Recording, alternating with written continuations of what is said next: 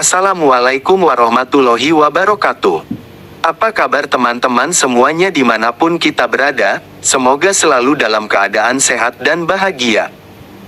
Selamat datang kawan-kawan semua di channel Ana Abrori Channel. Saya adalah asisten channel yang akan memandu kalian dalam perjalanan menaklukkan seleksi CPNS dan P3K tahun 2023. Teman-teman yang sedang berjuang untuk meraih kesuksesan, jangan khawatir. Di sini kami memiliki solusi terbaik untuk kalian. Modul-modul latihan yang lengkap dan komprehensif, khusus untuk semua formasi jabatan, tersedia di link yang tertera di deskripsi video ini. Harga yang super terjangkau, hanya Rp50.000, untuk e-book, yang berisi soal-soal teknis dan kompetensi bidang, tes intelijensi umum TIU, tes wawasan kebangsaan TWK, tes karakteristik pribadi TKP, manajerial, sosiokultural, dan persiapan wawancara. Teman-teman semua, persiapkan diri kalian dengan semangat dan yakinlah bahwa kita bisa meraih kesuksesan bersama-sama. Mari kita awali perjalanan belajar kita dengan berdoa, sesuai keyakinan kita masing-masing. Oke, tanpa basa-basi lagi, mari kita mulai dengan soal yang pertama. 1. Perancangan kegiatan laboratorium.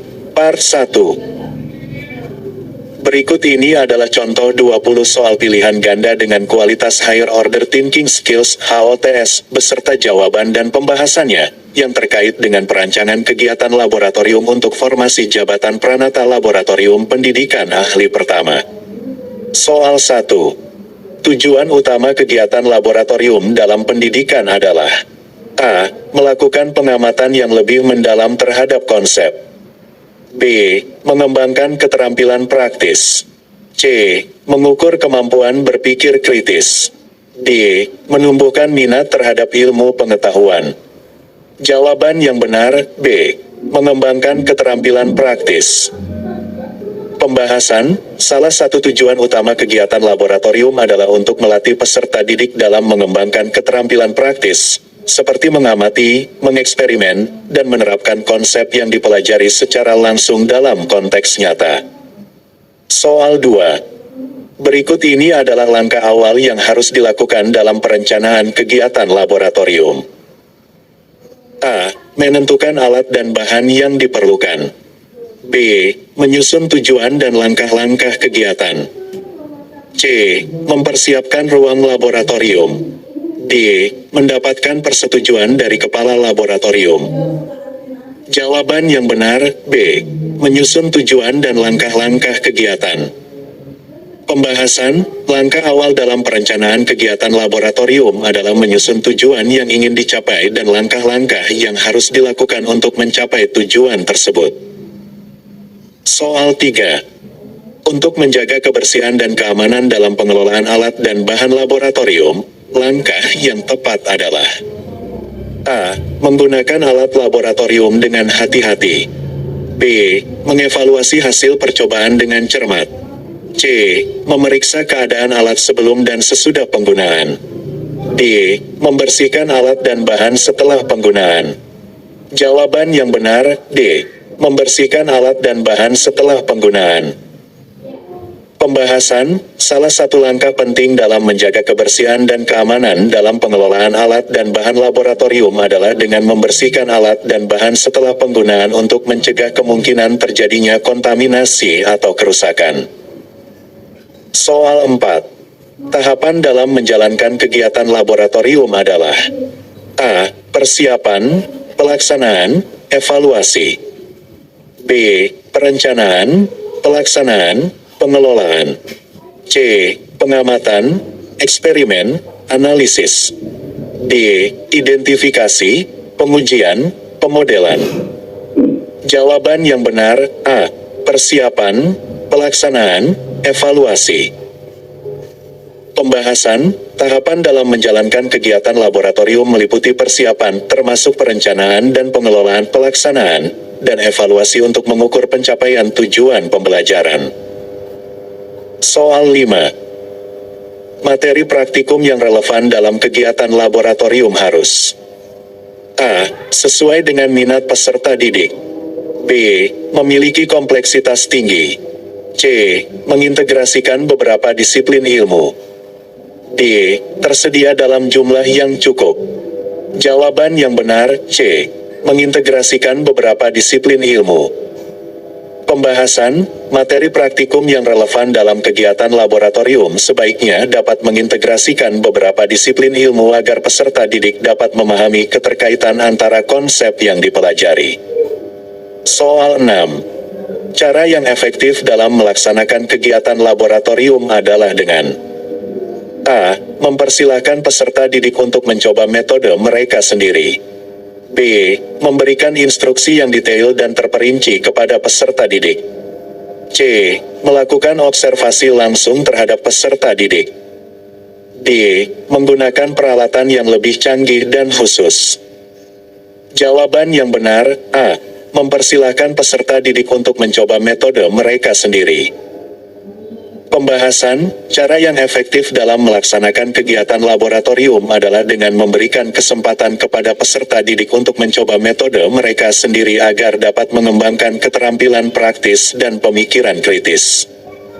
Soal 7. Dalam evaluasi kegiatan laboratorium, penting untuk A. Membahas hasil percobaan secara rinci.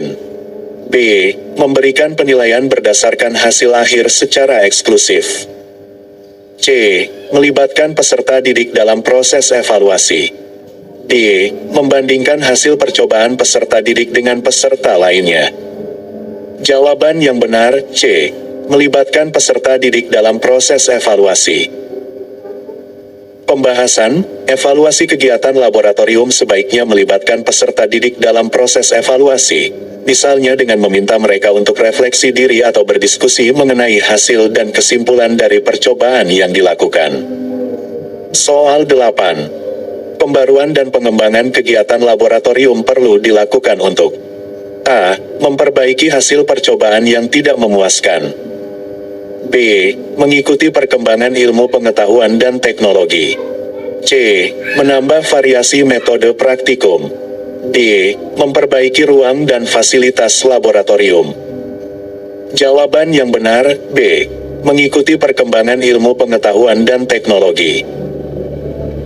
Pembahasan, pembaruan dan pengembangan kegiatan laboratorium perlu dilakukan agar selaras dengan perkembangan ilmu pengetahuan dan teknologi terkini, sehingga peserta didik mendapatkan pemahaman yang aktual tentang konsep yang dipelajari. Soal 9. Seorang pranata laboratorium pendidikan ahli pertama bertanggung jawab untuk A. Melakukan pengamatan dan eksperimen dalam kegiatan laboratorium. B. Mengatur dan mengelola kegiatan laboratorium. C. Menyusun laporan hasil percobaan. D. Memberikan instruksi dan bimbingan kepada peserta didik. Jawaban yang benar, B. Mengatur dan mengelola kegiatan laboratorium. Pembahasan, seorang pranata laboratorium pendidikan ahli pertama bertanggung jawab dalam mengatur dan mengelola kegiatan laboratorium, termasuk memastikan ketersediaan alat dan bahan, serta menjamin kebersihan dan keamanan dalam penggunaan laboratorium. Soal 10. Dalam perancangan kegiatan laboratorium, prinsip keselamatan yang harus diperhatikan adalah A. Memakai pakaian yang sesuai. B. Melakukan sterilisasi alat sebelum penggunaan. C. Menggunakan alat yang lebih canggih. D. Menghindari penggunaan bahan berbahaya. Jawaban yang benar, D. Menghindari penggunaan bahan berbahaya. Pembahasan, dalam perancangan kegiatan laboratorium, prinsip keselamatan yang harus diperhatikan adalah menghindari penggunaan bahan-bahan berbahaya yang dapat membahayakan peserta didik atau lingkungan sekitar. Part 2. Berikut adalah 20 contoh soal pilihan ganda dengan kualitas Higher Order Thinking Skills (HOTS) yang sesuai dengan formasi jabatan pranata laboratorium pendidikan ahli pertama dan tema perancangan kegiatan laboratorium. 1. Dalam merencanakan kegiatan laboratorium, langkah pertama yang harus dilakukan adalah A. Mengidentifikasi kompetensi yang diharapkan. B.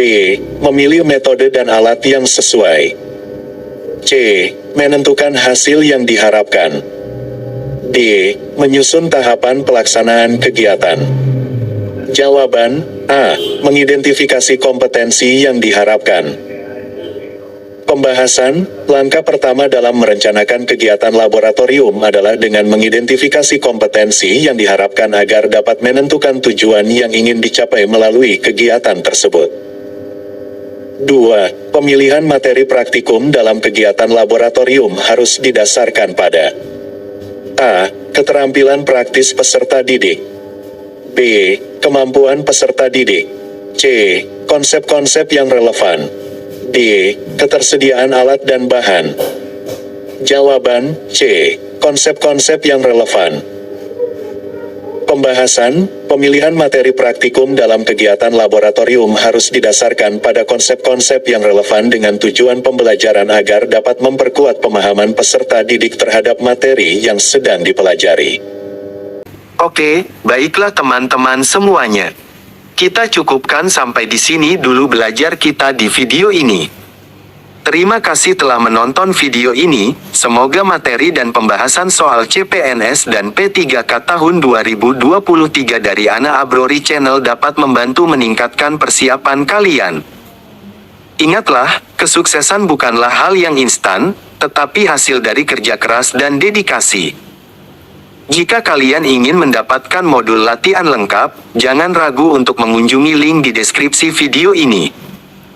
Jangan lupa untuk like, komen, dan subscribe agar tetap mendapatkan update terbaru dari channel kami.